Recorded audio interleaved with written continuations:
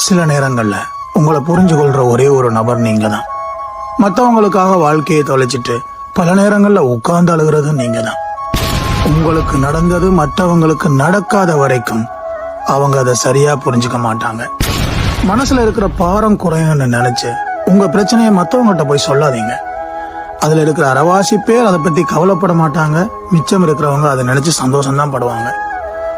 வெளியில கவலைப்பட வேணாம். நீங்க உள்ள என்ன மாற்ற முடியுமோ அதை பாருங்க. சத்தமா பேசுறது பலமன்னு நினைச்சு சில பேர் கத்துவாங்க. மௌனமா இருக்கிறது பலவீனம் கிடையாது. எப்படி இருந்தாலும் கருத்து நியாயமா இருக்கணும்.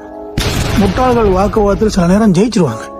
அதை பார்த்து நீங்க வாயை பிளந்தீங்கன்னா உங்களை அவங்க தங்க பக்கம் இழுத்துட்டு போயிடுவாங்க.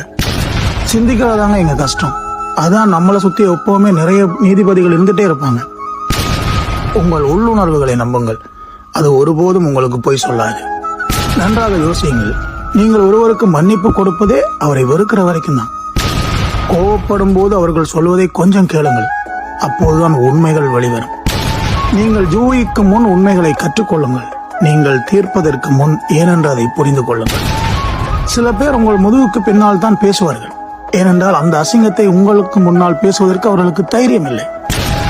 உங்களுக்கு தவறு செய்தவர்கள் உங்கள் பதிவுகள் அனைத்தையுமே தங்களை பற்றியதாகவே எப்போதும் நினைப்பார்கள்.